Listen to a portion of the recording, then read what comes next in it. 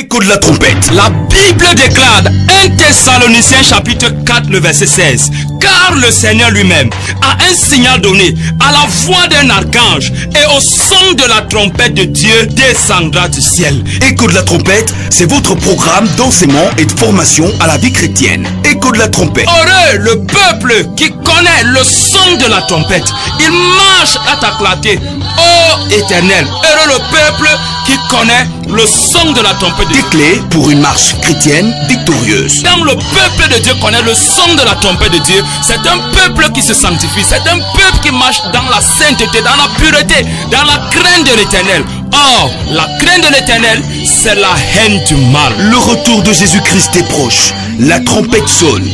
Entends-tu son écho? Écho de la trompette. Une présentation, Pasteur Baël.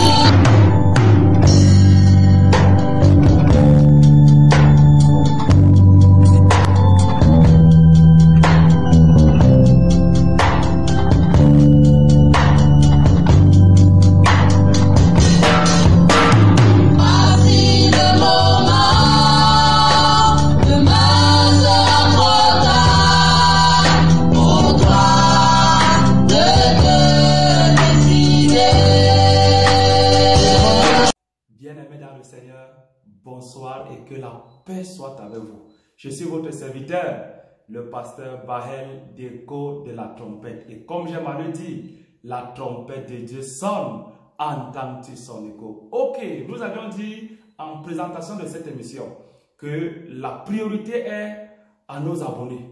Alors, un de nos abonnés a posé la question de savoir qu'on puisse lui venir en aide sur une thématique qu'il a vue, un post qu'il a vu d'un certain Fifion Ribana sur la contradiction qu'il pourrait avoir dans la Bible, ou alors que le Dieu de Genèse n'est pas le Dieu de Nombre, le chapitre 23. Je me répète, Fifion Ribana, si c'est véritablement Fifion que je connais, dont j'ai entendu parler dans les aventures mystérieuses, ou si c'est quelqu'un qui prend son nom, dirait dans son post que le Dieu de Nombre, le chapitre 23, le verset 19, qui dit « Dieu n'est pas un homme pour mentir, ni fils d'un homme pour se repentir.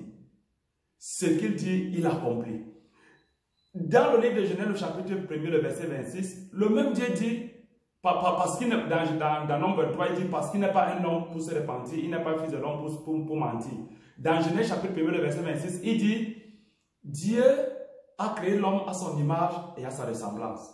Et dans le livre de Genèse, le chapitre 6, le verset 6, Dieu dit qu'il se repent d'avoir créé l'homme sur la terre. Donc, dans Nombre, il dit qu'il ne peut pas se repentir. Dans Genèse 1, il dit qu'il a créé l'homme à son image et à sa ressemblance.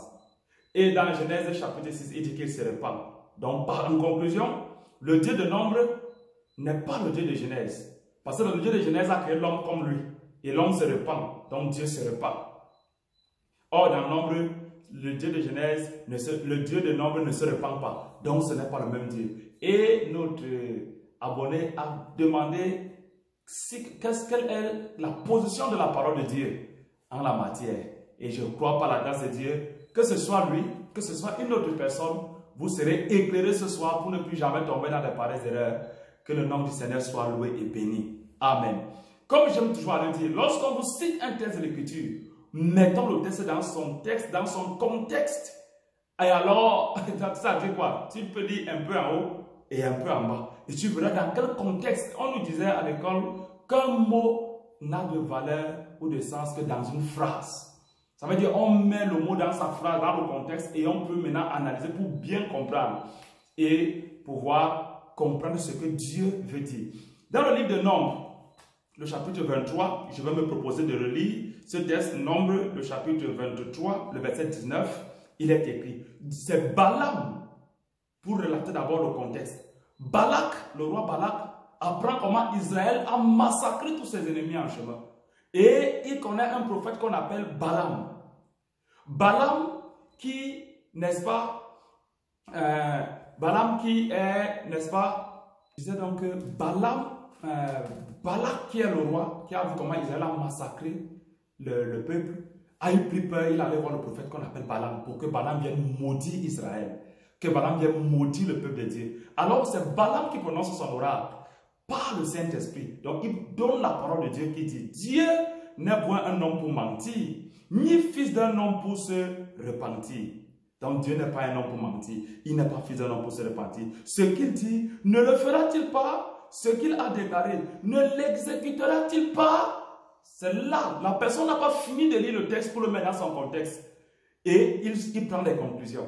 Il dit, ce qu'il dit, ne le fera-t-il pas? Ce qu'il a déclaré, ne l'exécutera-t-il pas? Qu'est-ce qui va se passer? Nous allons lire ce même texte dans une autre version. Très facilement. La Bible en français courant. Voici ce qui est dit dans la Bible en français courant.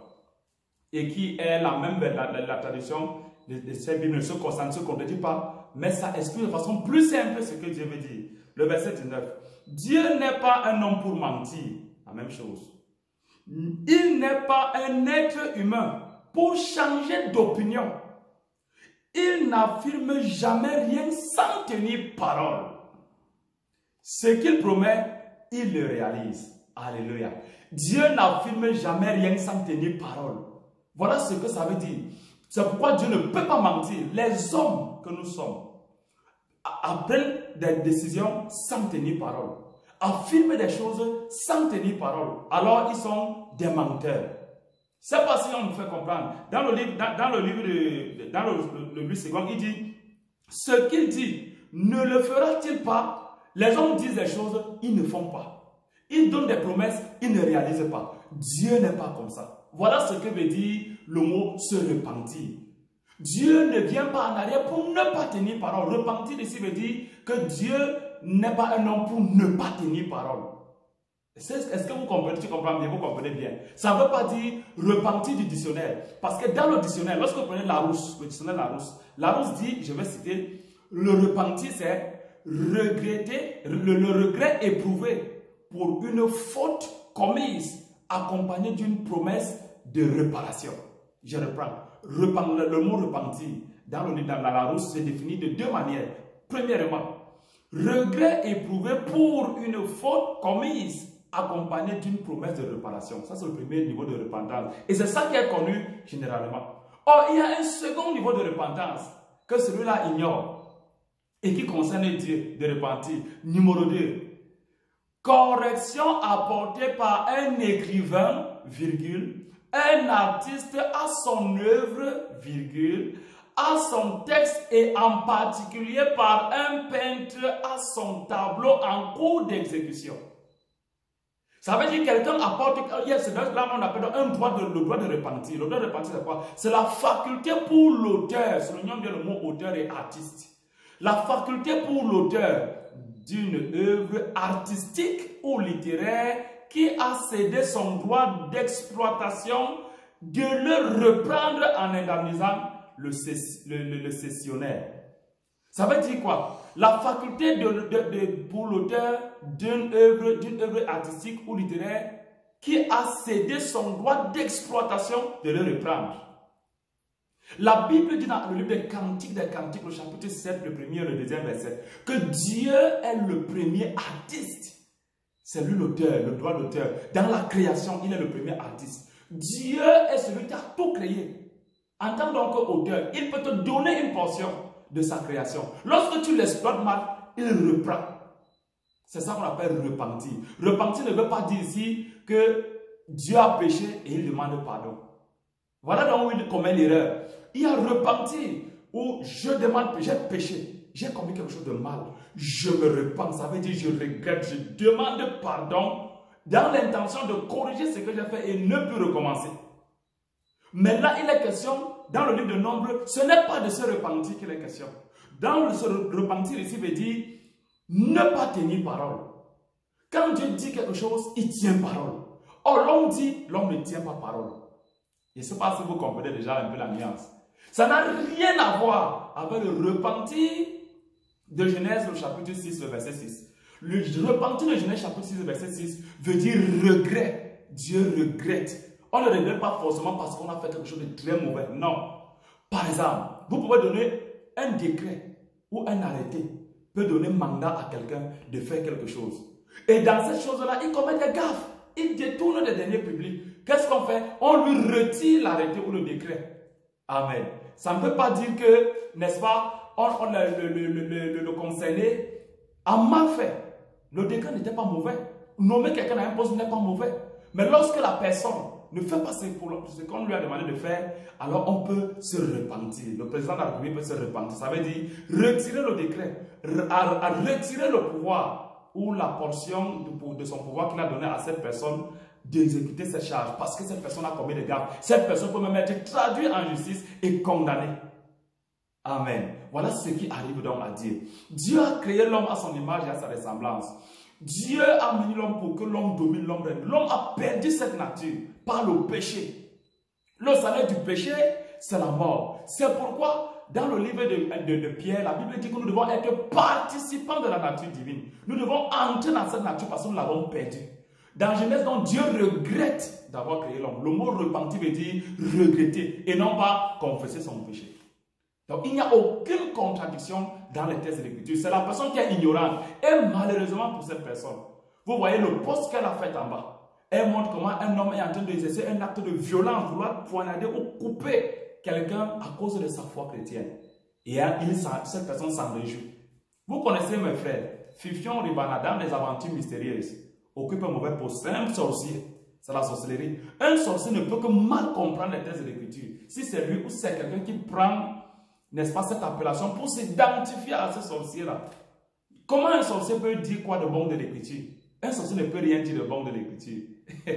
Parce qu'il ne veut rien comprendre. Malheureusement, quand on est mal disposé, on est disposé à mal comprendre les textes de l'Écriture, dans 2 Thessaloniciens chapitre 2, Dieu dit que pour cela, Dieu envoie la puissance d'égarement pour qu'ils croient au mensonge. Et que comme ils ont cru au mensonge, le jour du jugement, ils soient punis et condamnés en enfer. Mon frère, mais toi qui as posé la question, j'ai senti dans ta question quelqu'un qui a besoin de comprendre. C'est pourquoi je m'évertue à expliquer. Donc, il y a repentance à plusieurs significations. Tout comme le mot parole de Dieu dans la Bible a une double signification. Il y a parole de Dieu qui veut dire la parole écrite, logos, et parole de Dieu qui veut dire parole révélée, le verbe, rhéma. Donc, quand on dit parole de Dieu, il faut bien définir, comprendre de quoi il est question. Sinon, vous pouvez penser qu'il y a contradiction. Il n'y a pourtant jamais contradiction. Donc, dans le livre de Nombre, Dieu ne se repent pas parce que Dieu ne le fait pas comme un homme. Il ne rentre pas en arrière. Il ne viole pas son alliance. Les hommes sont champions pour violer leur alliance. Nous prenons les armes. Dans le livre de Josué, Josué a fait alliance avec les Gabaonites. Il a fait alliance avec les Gabaonites de ne pas détruire les Gabaonites. Mais plus tard, c'est Israël qui a fait alliance avec les Gabaonites. Plus tard, Saül, dans son zèle, a détruit, a tué les Gabaonites. Ça veut dire il s'est repenti de l'alliance qu'Israël avait contractée avec les Gabaonites. Dieu a donc puni Israël pour cela et il fallait expier. On a déjà demandé, David a demandé aux Gabaonites, qu'est-ce qu'il faut faire pour pouvoir expier ce péché? Ils ont demandé qu'on pende un certain nombre de personnes et le péché sera expié. C'est ce qui a été fait. Donc Dieu ne se comporte pas comme ça. Quand il fait contact, alliance avec quelqu'un, il tient parole. Il n'est pas comme un homme pour ne pas tenir parole. Ce qui veut dire ne pas se repentir, ne pas revenir en arrière pour ne pas tenir parole. Quelle est l'alliance que Dieu fait avec les hommes? Dieu, dans le livre de 2 Chroniques, le chapitre 15, le verset 1er et le verset 2, la Bible dit que l'Esprit de l'Éternel fut sur un prophète là. Permettez-moi de revenir sur son nom, le prophète qui donne la parole de Dieu parle. Je préfère lire le texte de l'Écriture en question pour que nous comprenions très bien. Quand Dieu fait alliance avec quelqu'un, la Bible dit au verset 1er, l'Esprit de Dieu fut sur Azaria, fils d'Obed. Et Azaria alla au-devant d'Asa et lui dit, écoutez-moi, Asa et tout Judas et Benjamin. L'Éternel est avec vous quand vous êtes avec lui. Si vous le cherchez, vous le trouverez. Mais si vous l'abandonnez, il vous abandonnera aussi. Quand on cherche Dieu, on le trouve. L'Éternel est avec toi quand tu es avec lui. Si tu le cherches, il est avec toi. Si tu l'abandonnes, il t'abandonne. Voilà les principes de Dieu. Vous savez pourquoi toutes les prophéties de Dieu concernant l'homme sont conditionnelles. Il y a des prophéties qui ne sont pas conditionnelles. Je reviendrai sur cela. Toutes les prophéties sont conditionnelles. Dans Jérémie, le chapitre 18, le verset 6 au verset 10, la Bible dit que Dieu dit que soudain, il annonce le bonheur à une nation. Mais si la nation-là se détourne du bien, de la sainteté, de la crainte de Dieu, se détourne de Dieu et fait ce qui est mauvais, Dieu se repent. Ça veut dire qu'il revient en arrière pour ne plus envoyer le bonheur, mais plutôt le malheur. Pourquoi? Ce n'est pas Dieu qui a violé l'alliance. C'est l'homme qui a brisé l'alliance. Et alors Dieu aussi revient en arrière pour rester Dieu dans sa justice. Parce qu'il est impossible que Dieu soit injuste. Je vais dire ceci. Si Dieu ne revient pas en arrière, ça veut dire qu'il n'est plus Dieu, il ne sera plus Dieu parce qu'il sera injuste. Il promet bénir. Il te donne une portion de son pouvoir pour que tu l'exerces. Et tu commences à faire des gaffes, du mal avec ce pouvoir. Dieu reprendra cette portion. Il reviendra en arrière parce qu'il est juste. Il ne peut pas laisser son pouvoir, son onction, le Saint-Esprit travailler avec le mal. Il ne peut pas. Il va revenir pour retirer ce qu'il a donné et il reste Dieu. Amen. Et de soudain, il promet de détruire, de ruiner un royaume, de détruire une ville. Mais si la nation là se repent, fait ce qui est bien, ça veut dire que la personne est devenue juste. Dieu doit-il continuer de punir le juste? Il a dit dans le livre de Genèse à Abraham que loin de là, celui qui est Dieu ne peut pas punir le juste avec l'injuste. Ce qui serait injuste. Dieu donc fait comment? Dieu reviendra du malheur qu'il a décidé de détruire et du malheur qu'il a décidé d'envoyer à la ville. Et pour faire du bien, on dit il revient en arrière. Il se repent. Ce n'est pas qu'il confesse au péché, il n'a pas péché. Il se repent, ça veut dire revient en arrière. Là, repentir veut dire revenir en arrière. Ce n'est pas regretter, c'est revenir en arrière plutôt. Parce que la situation a changé, Dieu aussi change. Il ne va pas punir le juste dans sa justice. C'est ce qui s'est passé avec les Ninivites. Jonas a annoncé le malheur à la ville de Ninive. Les Ninivites se sont repentis, se sont humiliés. Ils ont fait ce que Dieu veut. Qu'est-ce que Dieu a fait? Dieu devait-il encore les détruire? Non. La Bible dit que Dieu s'est repenti du mal qu'il avait promis faire aux Ninivites. Alléluia. Dieu ne leur a plus fait du mal. Il leur a fait du bien. Et il reste Dieu. C'est ce qui fait de lui qu'il est Dieu. Dans Exode chapitre 32, verset 24, Dieu a décidé de détruire Israël par rapport au péché au veau d'or. Moïse a intercédé. Dieu est revenu, il a dit d'accord. Dieu est revenu pour ne pas détruire Israël. Et Dieu, c'est ce qui fait Dieu. Pour détruire ceux qui ont péché au fur et à mesure et non pas balayer tout le monde. Alléluia. Voilà comment Dieu exerce sa justice. Pour le cas d'espèce donc, Dieu dans Nombre chapitre 23, le verset 21 dit, il faut continuer à lire le verset du bas. Il dit, Dieu n'aperçoit point d'iniquité dans Jacob. Il ne voit point d'injustice en Israël. L'Éternel son Dieu est avec lui. Voilà, Israël n'a pas péché. Comment Dieu doit le maudire?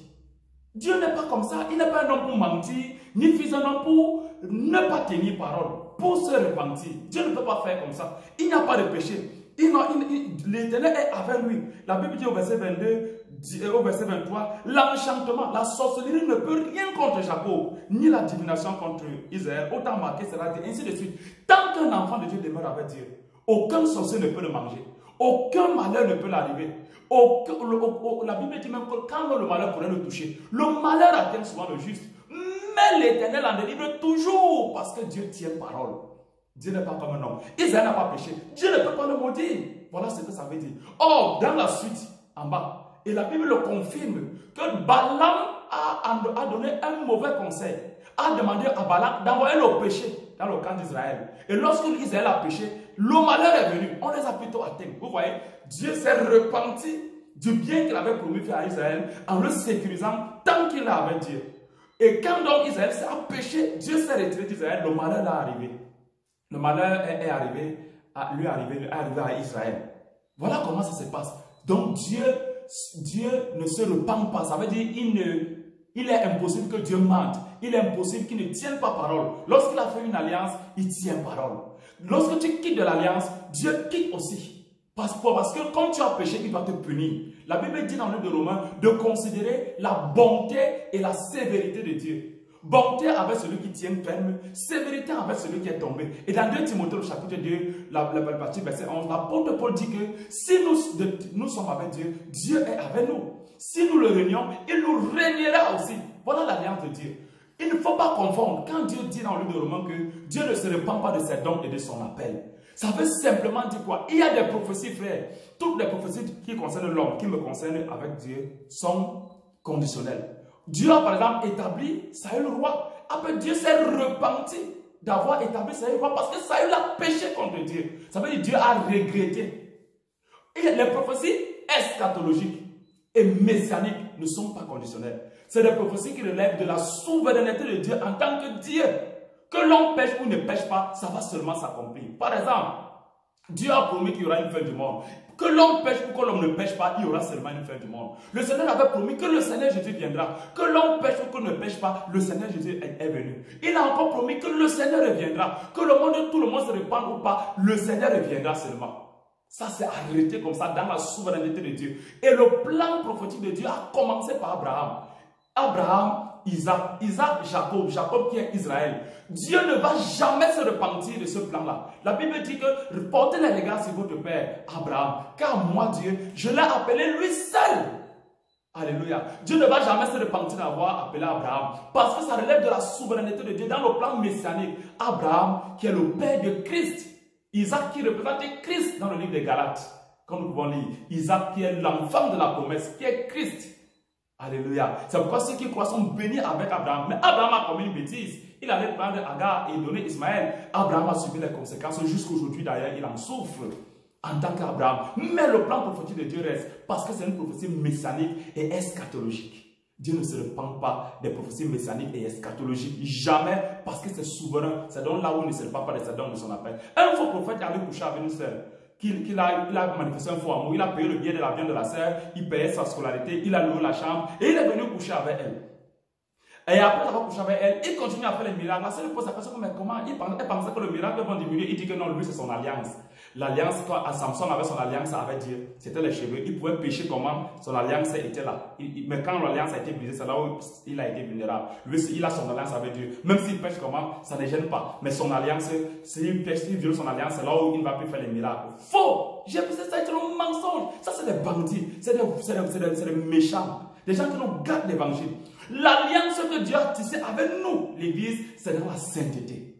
Hébreux chapitre 12, verset 14 dit, recherchez la paix entre tous et la sanctification sans laquelle nul ne verra le Seigneur. Et dans le livre de 1 Thessaloniciens chapitre 4, à partir du verset 3, la Bible dit, ce que Dieu veut, c'est votre sanctification. C'est que vous vous atteignez de l'impudicité, donc de l'adultère, la débauche et tout. Et au verset 8, il dit, si quelqu'un rejette ces paroles, ce n'est pas un homme qui rejette, c'est Dieu qui le rejette. Tu commets adultère, tu ne peux pas être en train de continuer de performer pour Dieu. Dieu va se retirer de toi jusqu'à ce que tu te repentes et tu reviennes. Notre alliance, c'est la sainteté, parce que Jésus viendra chercher une église sainte, sans tache, ni ride, irrépréhensible. Mais tu commets adultère, tu viens parler de Samson, tu ne comprends absolument rien. Donc, bien aimé, se repentir, et que, donc, par la Bible, dans le Nombre chapitre 23, est très différent de se repentir de Genèse, le chapitre 6, le verset 6, est très différent de se repentir dans le livre de Jonas, est très différent de se repentir au livre de Jérémie, chapitre 18. Là, c'est retourner en arrière. Il y a repentir qui se veut dire, demander pardon pour son péché. Dieu ne pêche pas, il ne peut être tenté par le mal. Il y a repentir qui veut dire, revenir en arrière par rapport à une décision fut-elle bonne qu'on avait prise et donc quelqu'un utilise mal cette décision, la position qu'on a donnée, je reviens en arrière. Dieu revient en arrière de cette décision. Ça n'a rien donc à voir avec l'ombre. Il est toujours Dieu. Et se repentir, tu veux dire regretter. Dieu regrette. Parce qu'il est Dieu, il regrette. Il a regretté d'avoir fait l'homme. Il a regretté même d'avoir fait plusieurs choses dans la vie, d'avoir établi Saül roi. Il a regretté. Ça n'a rien à voir en contradiction avec l'ombre. Où Dieu ne, ça veut dire quand Dieu se repent, ça veut dire que Dieu tient, Dieu ne peut pas ne pas tenir parole. Donc il ne peut pas se repentir, ça veut dire qu'il ne peut pas ne pas tenir parole. Quand ici se repent, ça veut dire qu'il ne tient plus parole. Donc il n'est plus Dieu, il est menteur. Il est impossible que Dieu mente. Que Dieu vous bénisse et que Dieu vous fasse beaucoup de bien. Shalom. Et n'oubliez pas de liker la vidéo, de vous abonner et de partager au maximum pour éclairer un grand nombre de personnes. Que Dieu vous bénisse. Shalom.